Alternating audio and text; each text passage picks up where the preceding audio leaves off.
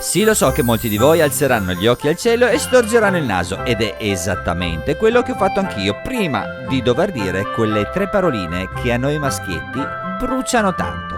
Tesoro, avevi ragione, ma se volete pianificare un'escursione non banale di forte valore storico e con ristoro panoramico su tutto il Friuli, allora questa è l'uscita fatta apposta per voi. Ah sì, non ditelo a nessuno, ma a Rifugio ci potete arrivare anche in macchina. Signori, benvenuti sul Monte Sabotino. I'm somewhere in the middle, try to find myself again, but life is one big riddle of the future and what's been.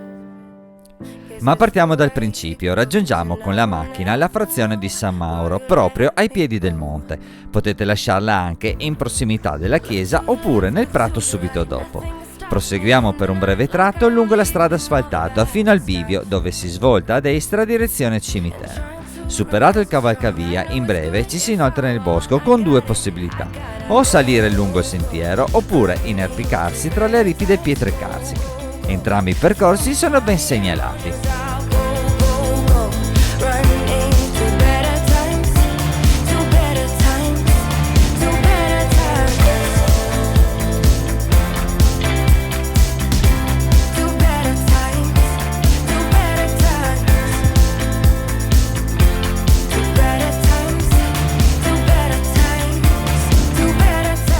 Lungo il percorso sconfineremo più volte in Slovenia senza nemmeno accorgersene. Nel bosco ci si farà poco caso, mentre quando saremo in cresta i cipi confinari faranno da protagonisti.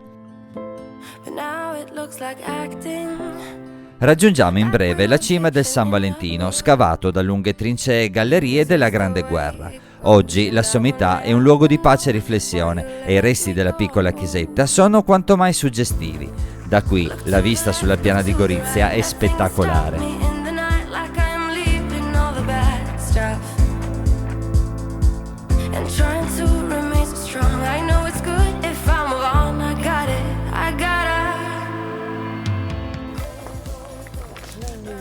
Allora, momento epico perché finalmente a fare un giro con me c'è la signora Poropat che mi ha abbandonato per un paio di giri, ma il motivo c'è, ha un problemino al piedino e quindi percorsi più complicati fa fatica a farli.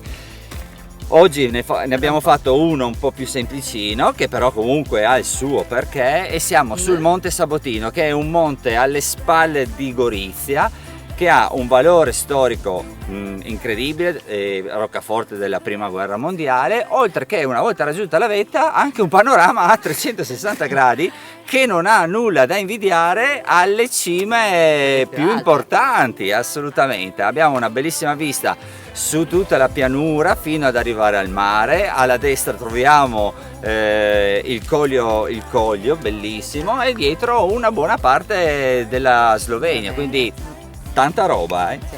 Adesso noi raggiungiamo la cima, lasciamo là un sassolino e dopo torniamo giù. Quindi via si parte? Insieme finalmente. Dio buono. Pensavo che mi avesse abbandonato invece. Oh, yeah. Andiamo su, dai.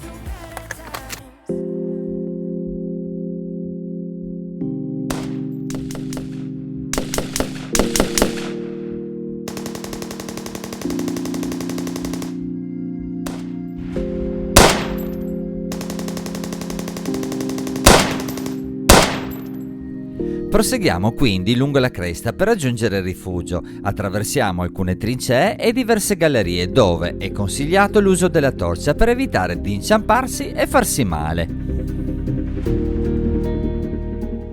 Il rifugio, con posti a sedere sia all'interno che fuori, propone piatti semplici ma saporiti.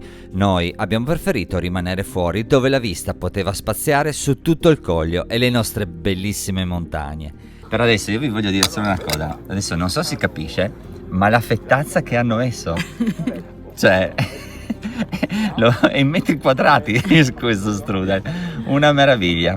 Internamente vi è un piccolo museo con cimeli di guerra che merita una visita, assolutamente. E siccome da questo monte si vede il mare, abbiamo deciso di lasciare che cosa?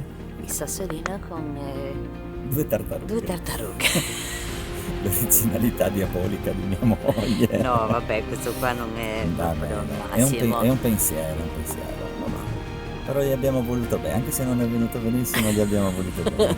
Mostralo giusto un secondo, ok, e noi lo lasciamo qui, dai. Chi lo trova lo porta su un'altra via. Sei contenta? Sì.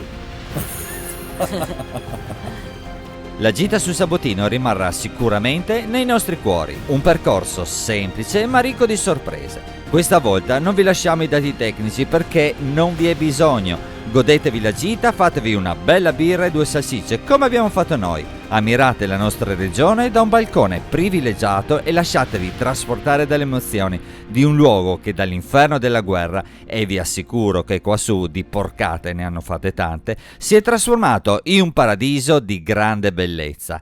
Iscrivetevi al canale, zaino in spalla e alla prossima. Grazie a tutti.